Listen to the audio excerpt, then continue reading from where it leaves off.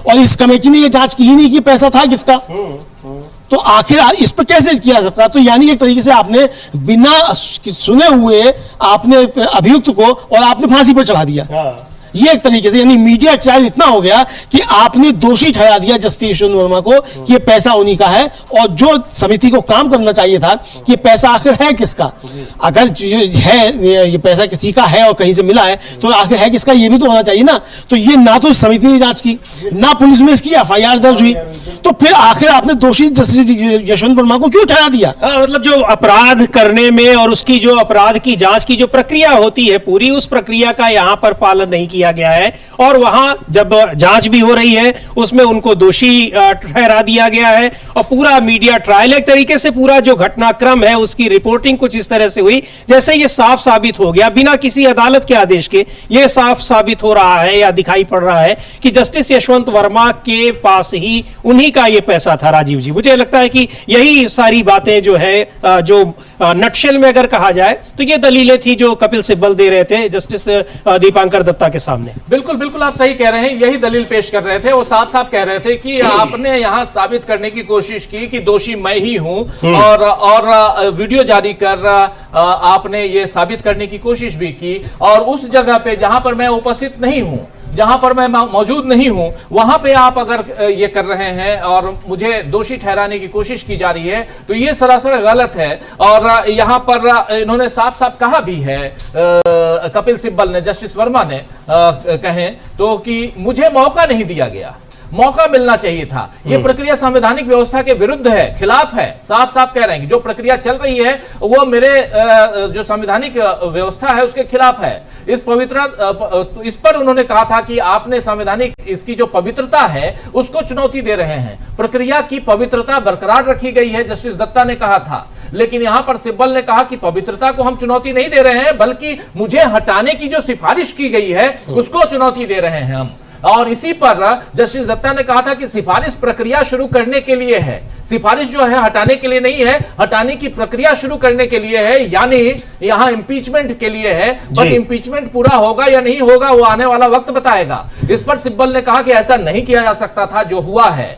तब फिर जस्टिस दत्ता ने कहा कि संसद सत्र चल रहा है, एक विशेष न्यायाधीश जो है वो उनको हटाने का जो है वो संसदीय सिद्धांत जो है उसके खिलाफ काम नहीं कर सकता है, उसके पक्ष उसी के हिसाब से, यानी संसदीय संवैधानिक परंपरा के साथ हम चल रहे हैं और संविधान के मूल्यों का यहां निर्वहन कर रहे हैं।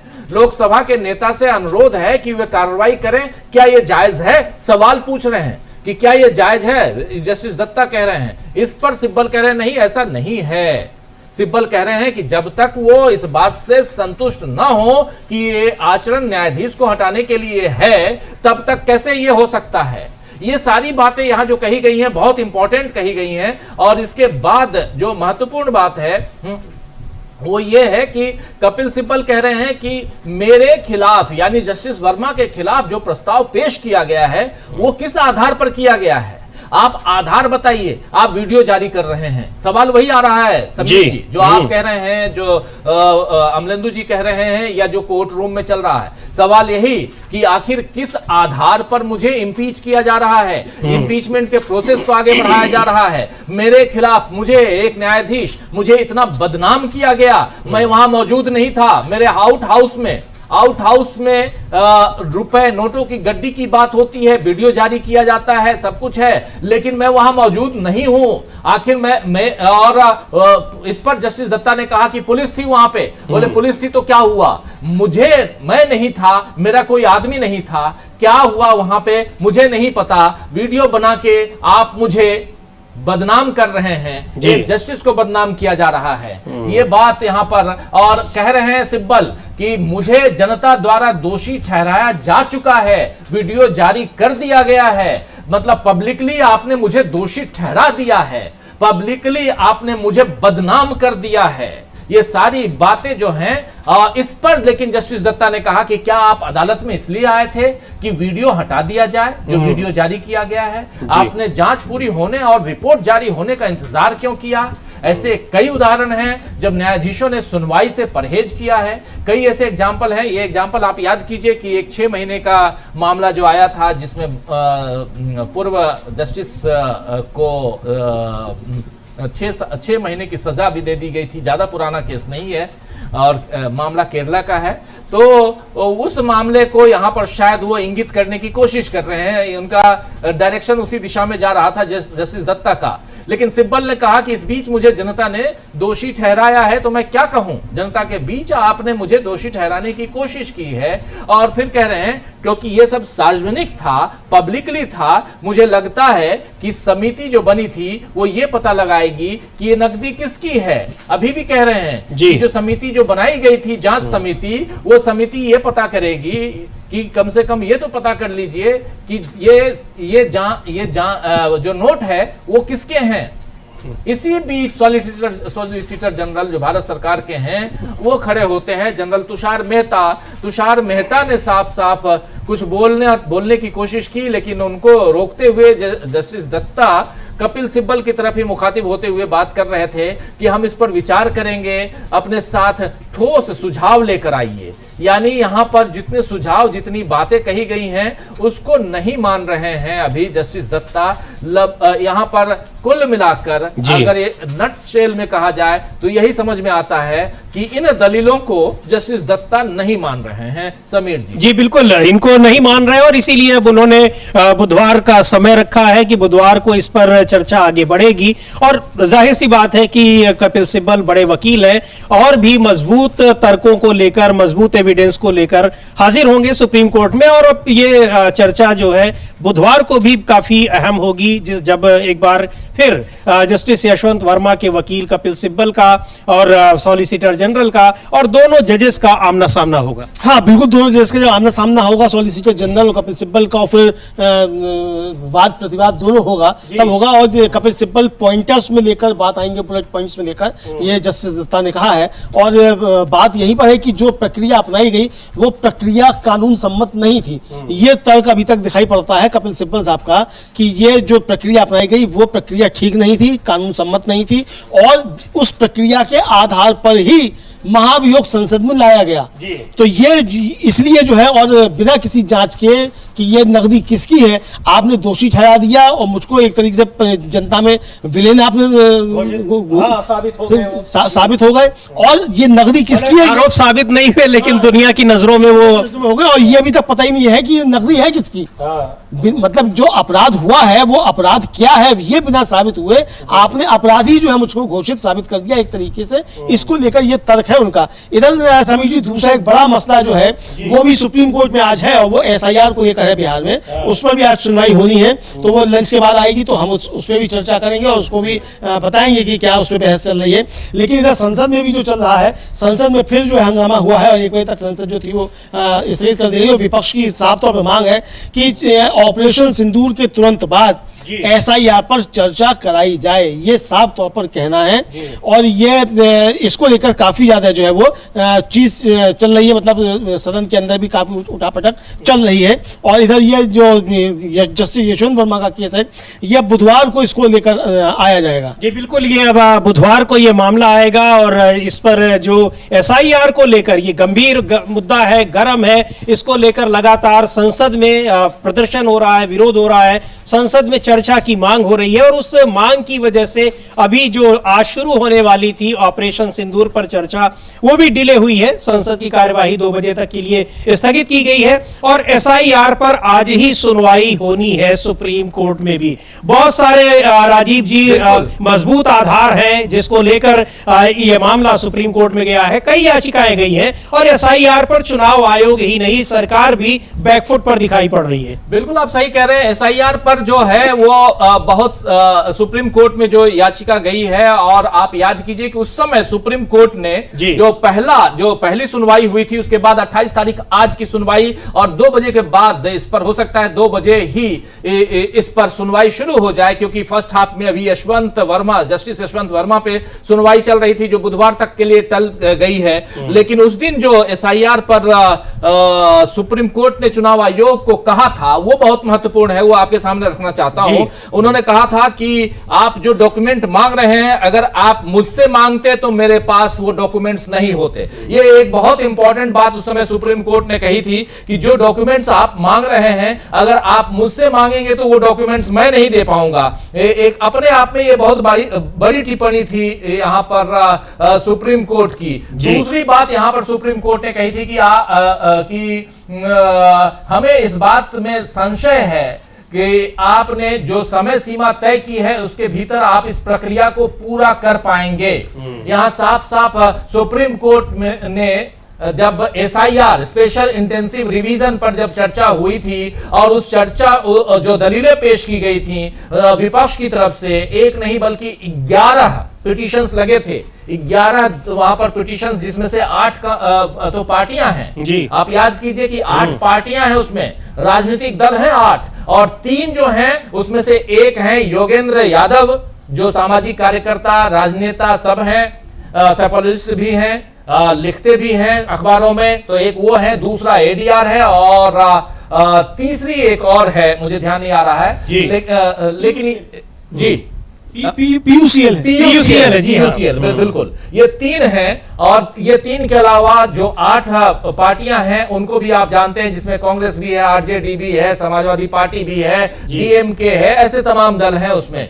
तो ये तमाम, और एक और महत्वपूर्ण सवाल उठाया था राजीव जी सुप्रीम कोर्ट ने, और जो आशंका जताई भी जा रही है कि क्या आप इसके जरिए नागरिकता जांचने की कोशिश कर रहे हैं। हाँ, हालांकि ये सवाल भी था। जी। और तीसरी एक जो बात बहुत महत्वपूर्ण थी, जिसको इन्होंने नहीं माना है इलेक्शन कमीशन ने, और आज इलेक्शन कमीशन का घेराव इसमें जरूर होगा, वो है कि आधार कार्ड, वोटर ID कार्ड और राशन कार्ड को भी इस प्रक्रिया में शामिल किया जाए। ये सजेशन था, और इस स्पेशल रिवीजन को विधानसभा चुनावों से क्यों जोड़ा जा रहा है और इसे चुनावों से अलग क्यों नहीं किया जा रहा है, ये भी एक था। और आखिरी एक और मामला था जो था कि सुप्रीम कोर्ट ने कहा था कि हम इस मामले की सुनवाई कोर्ट खुलने के बाद 28 जुलाई को करेंगे, तब तक आप ड्राफ्ट लिस्ट पब्लिश नहीं करेंगे। यानी आज जब सुनवाई होगी तो अभी तक ड्राफ्ट लिस्ट आप पब्लिश नहीं करेंगे, लेकिन चुनाव आयोग ने बता दिया है कि 65 लाख मतदाताओं के 65 लाख प्लस,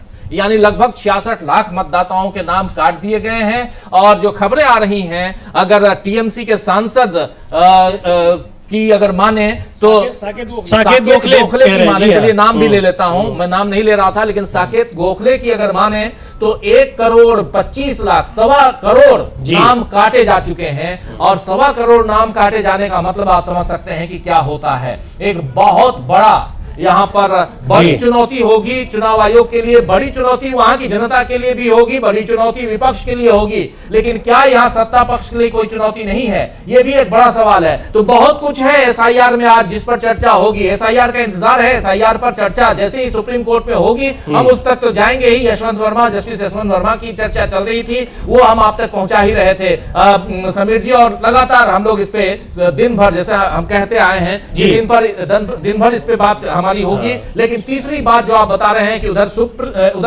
सुप्रीम कोर्ट के अलावा जो एक सुप्रीम जगह जो है, मंदिर जिसको कहते हैं लोकसभा, लोकतंत्र का मंदिर, वो है लोकसभा और राज्यसभा, वहां कार्रवाई नहीं हो पा रही है। वहां पर सुचारू रूप से न लोकसभा चल पा रही है न ही राज्यसभा, और जबकि वहां पे ऑपरेशन सिंदूर पे चर्चा होनी है। तो महत्वपूर्ण बातें अलग अलग ढंग से यहाँ दिखाई दे रही हैं समीर जी। राजीव जी, हम लोगों ने कार्यक्रम में शुरू में एक चर्चा की थी और कहा था कि किस तरीके से कितनी जल्दबाजी में गणना फॉर्म जो है वो इकट्ठा किए हैं चुनाव आयोग ने। जो लिस्ट उन्होंने जारी की है कि करीब 66 लाख मतदाता सूची से बाहर होंगे।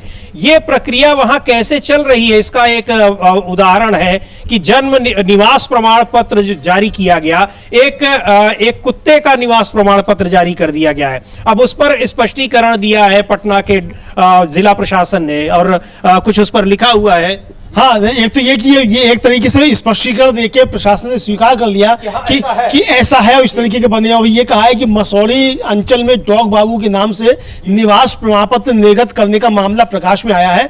मामला संज्ञान में आते ही उक्त निवास प्रमाण पत्र रद्द कर दिया गया है। साथ ही आवेदक, कंप्यूटर ऑपरेटर एवं प्रमाण पत्र निर्गत करने वाले पदाधिकारी के विरुद्ध स्थानीय थाना में प्राथमिकी दर्ज की जा रही है। अनुमंडल पदाधिकारी मसौड़ी को संपूर्ण मामले की विस्तृत जांच कर 24 घंटा के अंदर रिपोर्ट सौंपने का आदेश दिया गया है। दोषी कर्मियों एवं अधिकारियों के विरुद्ध विभागीय एवं अनुशासनात्मक कार्रवाई की जाएगी। तो ये राजीव जी, इसका मतलब स्वीकार कर लिया है जिला प्रशासन पटना ने कि कुत्तों के नाम के निवास प्रमाण पत्र बने हैं, और ये कुत्तों के निवास प्रमाण पत्र जो है ये SIR में अपलोड किए गए हैं। ये इसका मतलब ये है, ये मसला भी जाएगा अब सुप्रीम कोर्ट में। जी, और केवल ऐसा नहीं कि केवल ये प्रमाण पत्र निर्गत किए गए हैं, बाकायदा इसमें तस्वीर भी लगी हुई है। हाँ बिल्कुल, तस्वीर लगी हुई है, और डॉग बाबू पिता कुत्ता बाबू जो है लिखा गया है, और माता का नाम कुतिया देवी लिखा गया है। तो ये इस तरीके से है, और वो बाकायदा जारी किया गया है। और ये इस तरीके से चुनाव आयोग ने पूरी की पूरी प्रक्रिया, सुप्रीम कोर्ट को भी भरोसा नहीं हो रहा था, लेकिन चुनाव आयोग ने सबको दिखा दिया कि वो कैसे और कितनी जल्दी कोई भी प्रक्रिया पूरी कर सकता है।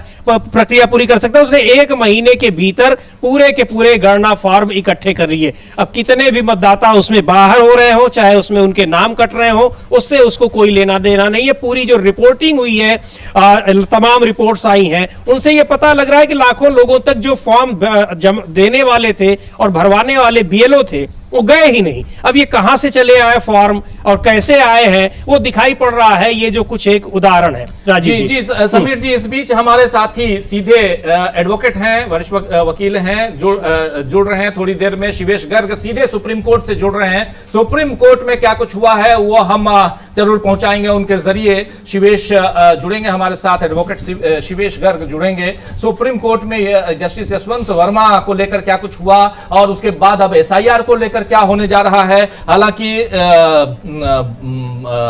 32वें नंबर पर यह आइटम SIR का है, और 14वां नंबर जो है अभी से थोड़ी देर पहले, लगभग आधा घंटा पहले 14वां नंबर जो है वो चल रहा था। 32वें नंबर पर SIR है, और यानी अभी लंच के तुरंत बाद SIR पर चर्चा शुरू होगी। तो दोस्तों बिल्कुल दिल थाम के बैठिएगा, इसलिए कह रहा हूं क्योंकि ये मामला सिर्फ बिहार का नहीं है, SIR सिर्फ बिहार का नहीं है। SIR जो है पूरे देश में चुनाव आयोग लागू करना चाहता है, और विपक्ष और खासकर राहुल गांधी इस मसले को बहुत आगे तक बढ़ा चुके हैं। इसीलिए SIR का मामला थोड़ी देर में जैसे जुड़ते हैं शिवेश गर्ग हमारे साथ, उनसे समझेंगे कि सुप्रीम कोर्ट के अंदर क्या चल रहा है। शिवेश गर्ग के जरिए हम बहुत कुछ आप तक पहुंचाते रहते हैं। आज इनको स्क्रीन पे भी आपके सामने लेके आएंगे, और कोर्ट रूम नंबर 2 में SIR का मामला चलेगा। अभी से थोड़ी देर बाद, यानी 45 मिनट बाद, जब 2 बजे से कोर्ट फिर से सुचारू ढंग से काम करना, यानी लंच के बाद जैसे ही काम शुरू होगा, कोर्ट का कामकाज शुरू होगा, वैसे ही इस पर भी बहस शुरू होगी, दलीलें पेश की जाएंगी। 28 तारीख आज बहुत ही महत्वपूर्ण दिन है, और लगातार आप तक हम पहुंचाएंगे कोर्ट रूम में जो कुछ चल रहा है वो। हमारे 2 साथी मौजूद हैं, आप देखिए न्यूज रूम से समीरात्मज मिश्र जी हैं, और इधर अमलेंदु जी हैं, और थोड़ी देर में जैसे ही जुड़ते हैं कोर्ट रूम से हमारे साथी एडवोकेट शिवेश गर्ग, उन तक भी जाएंगे। लेकिन SIR की बात हो रही थी, और सबसे बड़ी चीज की आप बता रहे थे समीर जी कि कुत्ते के नाम पे भी अगर यहाँ आवास प्रमाण पत्र बन जाए, या राशन कार्ड बन जाए, या आधार कार्ड बन जाए, तो ये अपने आप में दुखद है, अपने आप में हास्यास्पद भी है। लेकिन ये बात अब प्रशासन मान रहा है। सबसे बड़ी चीज है कि बिहार का प्रशासन ये बात मान रहा है कि हाँ, हमसे ऐसी चूक हुई है, और चूक नहीं ऐसे कितने होंगे। खबर तो ये भी आ रही है कि कई सारे जो वोटर ID कार्ड हैं नाले में फेंके हुए मिल रहे हैं। लोग नाराज दिखाई दे रहे हैं कि अब हम वोट देने के अधिकारी रहेंगे नहीं, इतने सारे नाम आप घोषित तौर पे काट दिए हैं, हो सकता है। और कई लोगों के पास तो BLO पहुंचा ही नहीं, और कई लोगों के तो जैसे ADR ने, अभी बहुत सारी बातें, बहुत सारी दलीलें इस पे आएंगी, और जब हम दलीलें जब पेश की जाएंगी, हम आप तक पहुंचाएंगे, तब कुछ चीजें इसमें हास्यास्पद भी होंगी। हमारे साथ जुड़ गए हैं एडवोकेट शिवेश गर्ग हमारे साथ जुड़े हुए हैं। शिवेश जी, आपका स्वागत है इस कार्यक्रम में, और जरा आपसे समझना चाहता हूं, सबसे पहले ये बताइए कि SIR पर सुनवाई कब आज होनी है। 32वें नंबर पे आप बता रहे थे कि कोर्ट नंबर 2 में है, लेकिन कब तक अनुमान हम लगाएं? जी 29 नंबर पे तो मैटर आया था, उसके बाद उन्होंने डायरेक्ट 51 टेकअप कर लिया है। तो अब ऐसा लग रहा है कि वो लंच के बाद ही ले पाएंगे ये मैटर, ऐसा लग रहा है क्योंकि अब लंच का समय हो गया है। तो अब लंच होगा, उसके 1 घंटे के बाद फिर जब दोबारा कोर्ट बैठेगी तो उसके बाद ही ऐसा लग रहा है कि उस समय वो मैटर आ पाएगा।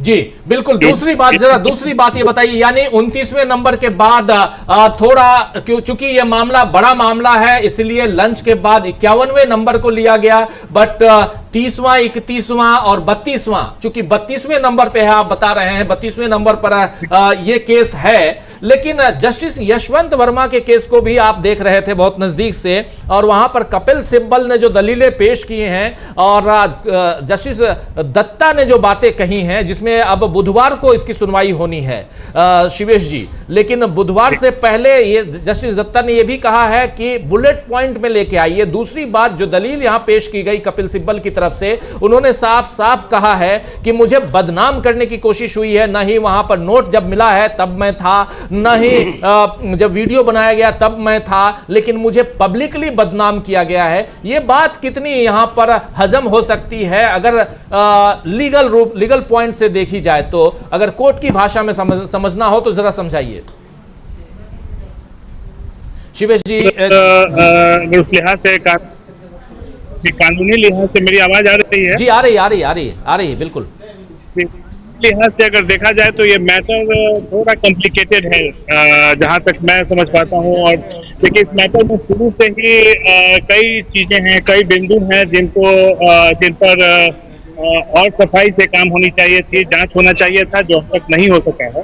तो इसके एक कानूनी लिहाज से और इस पर थोड़ा कोई भी कमेंट्री करनी थोड़ी बाजी हो जाएगी, और मेरे लिहाज से मैं ये बताना चाह रहा हूँ क्योंकि देखिए उसमें क्या हुआ है कि बहुत सारे लूपहोल्स हैं केस में, दोनों ही पॉइंट ऑफ व्यू, जस्टिस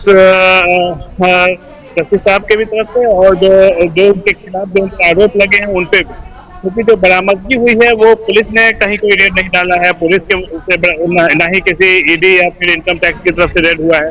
वो फायर ब्रिगेड ने उस जो भी अमाउंट है पैसे का वो उसकी उनके माध्यम से पाया गया है। तो अभी तक अगर उस केस में देखें तो सर्कमस्टांशियल एविडेंस ज्यादा दिख रहे हैं।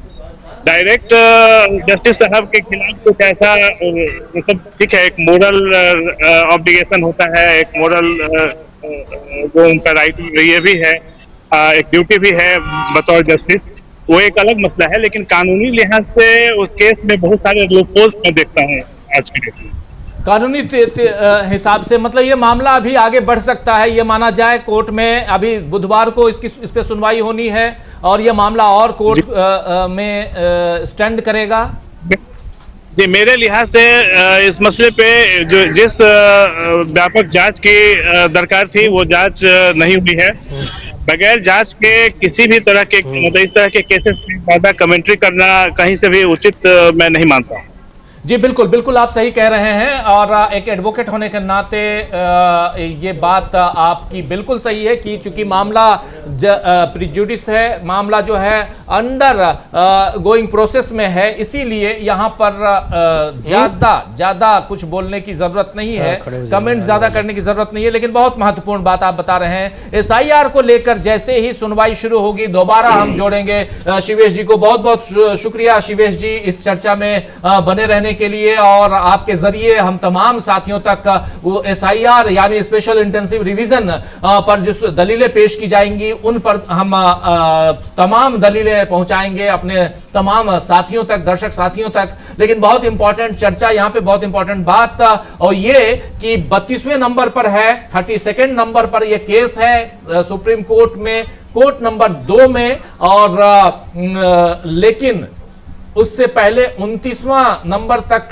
जो है वो केसेस सुने जा चुके हैं। उसके बाद 51st पोजीशन पे जो केस है यानी 51वें नंबर पर जो केस था उसकी सुनवाई भी हो गई है। अब लंच का समय है सुप्रीम कोर्ट में, लंच के तुरंत बाद शायद इस पर सुनवाई हो। जैसे ही सुनवाई होगी, जैसे ही इसकी शुरुआत होगी, हम दोबारा जुड़ेंगे, आप लोगों के बीच आएंगे। समीर जी, मुझे लगता है कि हम लोग भी थोड़ा सा एक छोटा सा ब्रेक ले लेते हैं और इसके बाद 2 बजे से दोबारा बैठेंगे और इस पे हम विस्तार से चर्चा करेंगे, विस्तार से बातें करेंगे। जो दलीलें पेश की जाएंगी उन दलीलों को हम अपने साथियों तक पहुंचाएंगे। समीर जी बिल्कुल।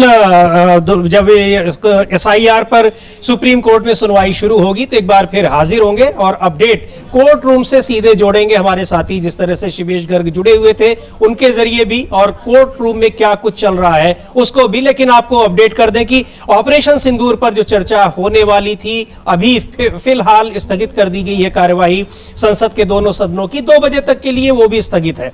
और SIR को लेकर जबरदस्त विवाद हो रहा है, विपक्ष उस पर भी चर्चा की मांग कर रहा है, लेकिन सरकार चर्चा की अनुमति नहीं दे रही है। तो अब दोबारा जोड़ने की कोशिश करेंगे राजीव जी, और जो सुप्रीम कोर्ट से सीधे SIR पर जो बहस होंगी, दलीलें होंगी, बहुत ही दिलचस्प होंगी, क्योंकि जिस आधार पर चुनौती दी गई है, संवैधानिक प्रावधानों के उल्लंघन का आरोप लगाया गया है, अपने अधिकार क्षेत्र से बाहर जाकर काम करने का आरोप लगाया गया है चुनाव आयोग पर। ये सारी चीजें, इन पर किस तरीके से दोनों पक्षों के तर्क होंगे, ये देखना सुनना बड़ा महत्वपूर्ण होगा। जी बिल्कुल बिल्कुल, आप सही कह रहे हैं। तो अभी हम इजाजत लेते हैं थोड़ी देर के लिए, एक ब्रेक के लिए, और 2 बजे 1:55 पे फिर हाजिर होंगे हम। तब तक आप भी एक छोटा सा ब्रेक लीजिए, लंच कर लीजिए अगर नहीं किया हो तो, क्योंकि लंबा दिन आज गुजरने वाला है और SIR पर कुछ न कुछ आज फैसला आने वाला है, ये भी लगता है। इसीलिए एक छोटा सा ब्रेक, और ब्रेक के बाद दोबारा हाजिर होते हैं 1:55 पर 1:55 आपके साथ दोबारा। नमस्कार।